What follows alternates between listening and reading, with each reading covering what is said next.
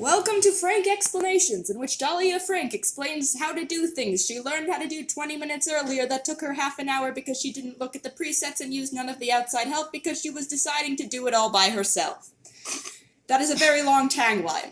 Anyway, Frank Explanations. Today we're going to do conditional formatting in Excel, which, my goodness, is far less complicated than I thought it was. So basically, conditional formatting is telling the computer that if something happens, you want something else to happen. For example, what we're going to be doing as my example, before we get to the alien invasion example, which is my personal favorite, what we're going to be doing is saying, hey, I want to know when free fall and velocity and height over there. I want to know when the height and the velocity, when their signs change. I want to know when it hits the ground, when the velocity goes negative. I want to know all of those things. And so I could scroll down and find it, but imagine if, I don't know, some idiot decided to give themselves 23,000 data points instead of sticking with 1,000. I mean, I don't know anyone who did that, and that's the reason her graphs didn't work. But some random person decided to use 23,000 data points. You don't want to be scrolling through that mess. So you can just set up conditional formatting to highlight the right cells for you. So what we're going to do, I want to do height and velocity. So what I'm doing is I'm pressing Control, and then I can just click on all of the ones I want to do conditional formatting on. At least it's Control on my computer. As you can see, they're slightly gray now. Slightly. Only slightly. It's not like they're dark gray.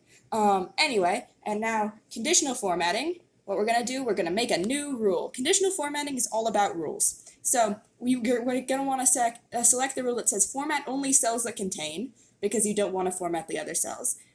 You want to have cell value in the first little drop down, and then here's where you can make basically any rule. You can choose to format with a cell value between or not between or equal to or not equal to or greater than or less than, greater than or equal to, less than or equal to. So I'm going with less than or equal to, because on the off chance it is 0, I don't want to break my spreadsheet, even though that's very unlikely. So cell value less than or equal to 0, and the reason I'm setting it at 0 is because I want to know when the signs change. And as we've learned, the only way to change signs is to go through 0. So therefore, it'll go through 0, it'll hit 0, and then it'll know. And now I'm going to format it to be a nice, really annoying, hard to look at yellow, and okay. And as you can see here, when it changes, you've now got this nice transition to yellow. It's a yellow I hate, but it'll make it easier to look at. And you might be like, well, this is obvious. You've only got, like, I don't know, a couple of data points. You can just do that manually. But hey, what if I upped it to, like, that?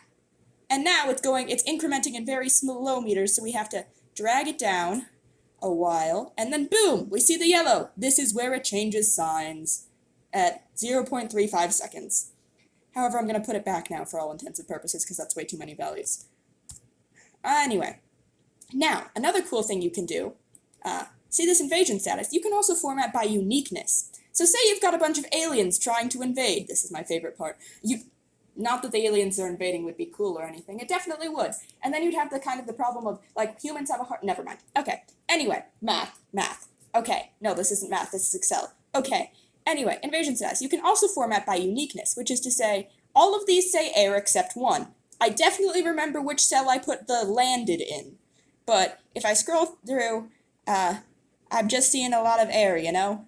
Lots of air. So that's kind of annoying. So what you can also do is you can do conditional formatting, make a new rule, and then format only cells that contain.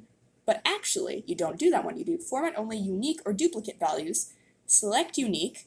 Let's format that to be a strange green color, like aliens, supposedly.